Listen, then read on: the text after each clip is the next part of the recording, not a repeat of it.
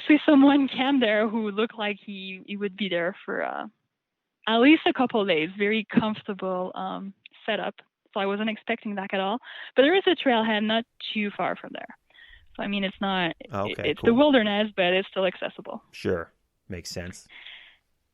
And from there, you follow this appearing trail all the way to Cedar Lakes, which is very beautiful, takes you to some very beautiful areas. But at some point, I just completely lost the trail. Just follow compass bearing. I knew that Cedar Lake was north of me, so try to reach it. There's supposed to be a trail there. I'm not sure exactly where it is. Eventually, I got back on it. I was able to make it all the way to Pillsbury Bay on Cedar Lake. And then there's another bushwalk section, which you have to go around the lake to kind of rejoin a side trail that goes to a lean-to there and the Northville Placid Trail. That was a difficult one. At some point, I was so sick of it, I just considered swimming with my backpack, but I Oh thought boy. getting all my gear wet was probably a terrible idea. So I chose not to do that, but it took me a very long time. And when I got to that lean-to, I remember there was a family there, and they just looked at me as if I was a completely crazy lady coming out of the woods. If I had had cats, it would have completed the picture very well, but. That's funny. And they're like, "What are you doing?" And I'm like, "Oh, Trans Adirondack Route." And of course, no one knows what you're talking about. Yeah, back then they would have been like, "What are you talking about? Keep going. Don't stay here." Uh, People kept asking me if I was on the trail, and by the trail, of course, they mean the Northville Placid Of Trail. course, yeah. Which you somewhat are, but not really. You're just Yeah. visiting the Northville Placid Trail, really. So you said Pillsbury Lake is where you stayed here? I'm trying to find that on the map here. How far after the Sorry, it's Cedar Pillsbury Lakes? Bay on Cedar Lake. Oh, Pillsbury Bay on Cedar Lake. Got it. So you're around the Cedar Yeah. Lakes at this point. Okay, Yeah. understood. So we're on map 19 now. If you're looking around, following along, we're on map 19. So where did you end day 4 then? So I rejoined the Northville Placid Trail. I was very happy to be on this beautiful, well-marked trail Yeah, again. certainly. Such a relief after some bushwalking. And that night I stopped at the Moose River Recreation Area, Okay, cool. Wakely Dam Campground. Yeah.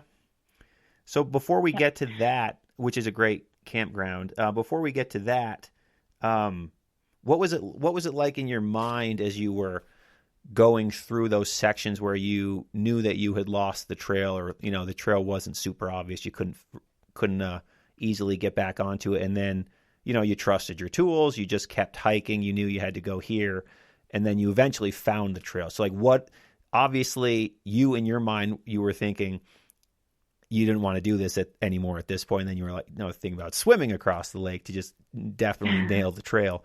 But also, what was going through your mind? Because I imagine so many people have those exact moments on this trail in particular.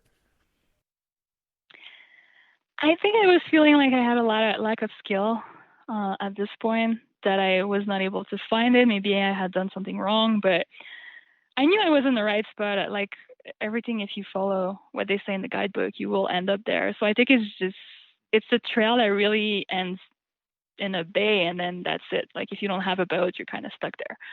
So I guess it has seen so little use in the last years that it started being really overgrown. So I wasn't able to find it. There was an off-trail section coming up, so it wasn't totally unexpected that I would have to go off-trail. So I wasn't panicking at this point. Like I knew it was coming. It was just slightly longer than I was expecting. Okay. And so you're saying that what you read in the guidebook kind of prepared you for this section and this area, more or less? Yes. Good to know. So another reason for everyone, if you're tackling this trail, read and bring the guidebook with you. That's clutch information. So you got to the Moose River Recreation Campground, right past the Cedar River flow. So this was the end of day 4, correct? Yes.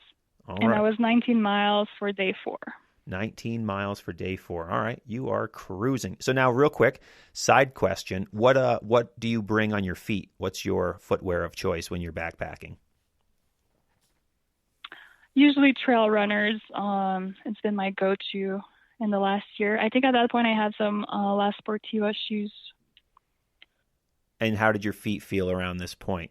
You'd been hiking and been backpacking, so your feet are pretty conditioned for these long days, but day after day, day after day, these 20-mile hikes are, they must wear you down a little bit. Unfortunately, these were new shoes. In my previous hike, I was in boots, and I did get a lot of blisters out of these shoes. It wasn't the greatest thing. My feet were really killing me. Okay. But I still pushed for doing the days I wanted because I didn't want to call my family and tell them to come pick me up. I wanted to do the trail. So. Sure. I like that determination. 100%. Very cool. All right. So the end of day 4, you went to the Moose River Recreation Campground just past the Cedar River Flow. You're on the Northville Placid Trail. So I assume you probably had a nice night's sleep that night at the campground. Yeah, it was always comforting after a while to be around people, especially after that night where I started imagining coyotes for some reason. I was happy just to be in that campground. Cool. So then the following day, we're looking at the map here. Are we staying on the Northville Placid Trail for a while, or are we leaving it? Looks like we're going to be on it for a little while here. So you're on the Northville Placid Trail, so nice and marked, no bushwhacking, at least for the foreseeable future. How did that feel going into it the next morning? You were probably pretty stoked, I would have to imagine. Felt amazing. And I wanted to do a longer day. I wanted to get to Long Lake because I had a resupply there. And I knew it would be all in the Northville Placid Trail. So I pushed for 26 miles that day. Went all the way to Long Lake. No detours from the Northville Placid Trail the whole time on that trail. I don't have any specific memories from that day, other than at the end of the day, I was getting a little tired from the 26 miles and also all these blisters I had on my feet. Yeah, I could imagine. So if you're following along on the map, she ended her day 4 on map 18, and then on day 5, she hiked the rest of map 18, map 17, past Lake Durant, and then continuing on the Northville Placid Trail past Terrell Pond, map 16, all the way up, and then to map 15, Long Lake. So yeah, that is a 26-mile day for sure. That's a big day. What lean-to did you stay at on Long Lake? So actually, I hitched into town. Okay. By the time I got my resupply, bought a couple of snacks, it was getting pretty late, and I wasn't sure I would be able to. I don't want to hitch in the dark. Mm-hmm. So I convinced there's an RV. There's no campground there. Close to the trail. There's a campground, but it's much further. People were like, "Yeah, it's 10 minutes that way," and I was like, "Oh, you mean 10 minutes by car?" Yeah, sure. So I don't want to walk there. There's an RV park though in town, and I shouldn't say this probably on the podcast, but I managed to convince people there to just let me pitch my tent next to them. Mm-hmm. And I knew I would be gone early in the morning. So I just talked some people into letting me stay there, pitch my tent. It was late already after I had done my resupply and everything. So just slept there and left pretty early in the morning and hitchhiked back to, where the trail crosses the 28 North. Yep, 28 North, sure. And then you walk up that giant hill to get to to get to the trail to go back down now to Long Lake. Sure. Cool. So now you're still on the Northville Placid Trail and you're about to have a nice 14-mile walk along Long Lake. I think it's 14 miles or 12 miles or something like that, the actual lake. But okay, so day 5, you just finished a 26-mile day. And we are starting on map 15, continuing northbound. So day 5 in the Long Lake section. How'd that go?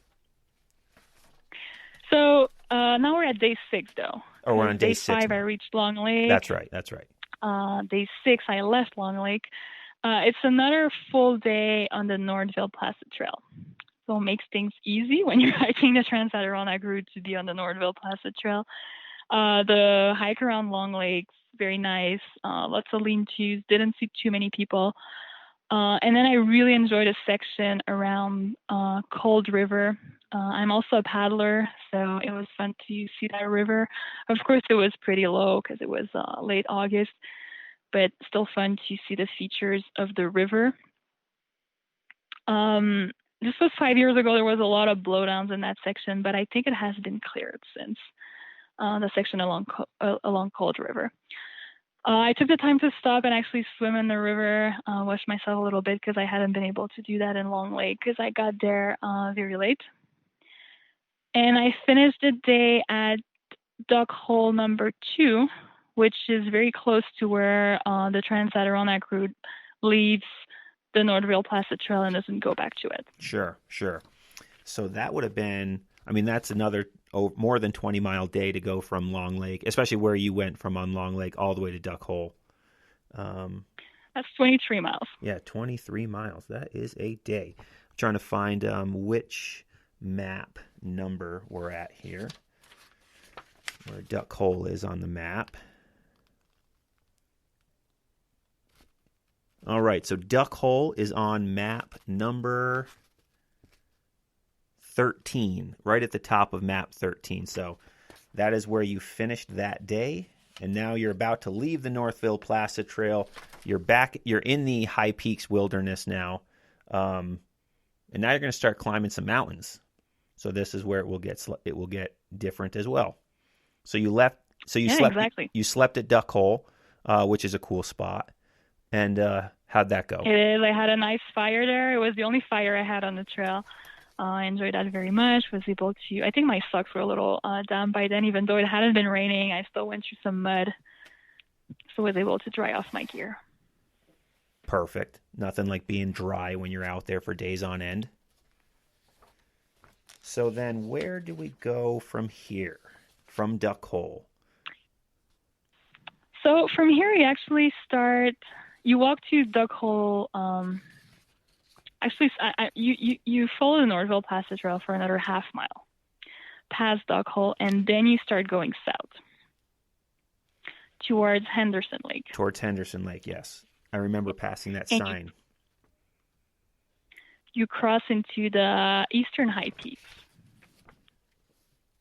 there, and you eventually end up at the Upper Works trailhead where there's the old mining town of Adirondack, which I had never seen, so that was super interesting. Stopped a while there to look at what was there and read the signs explaining the little mining town that used to be there. Sure. On Upper Works Road, if you've hiked in the High Peaks, you've most likely gone past a lot of those signs up there, the old ironworks and all that stuff up there on Upper Works Road. So yeah, if you're familiar with hiking in the High Peaks from the Upper Works trailheads, or if you've hiked the Santanoni Range or Allen, you've likely gone to that area before.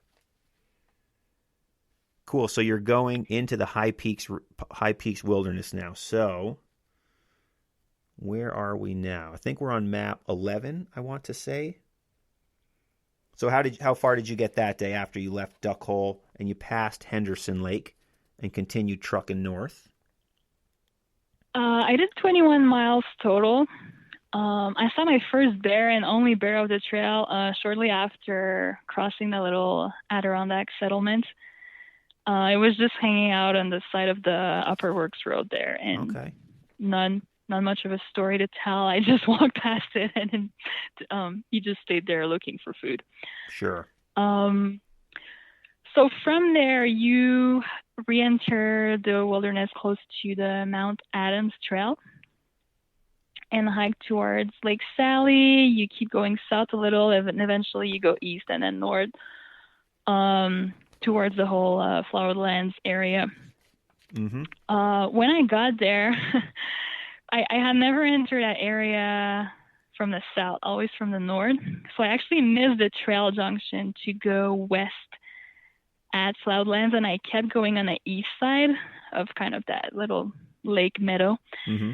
And I got to the end, and I could see the trail on the other side, and I realized my mistake. And at that point, I had finished hiking in New Zealand for a couple months. And in New Zealand, you do a lot of river crossing. And that experience was still fresh in my mind, so I just walked in the water across because I didn't want to go back Nice. on trail. Good for you. Water got pretty high, kind of mid chest. But at that point, I was just, I didn't care. And I was like, I don't want to Sure. go back on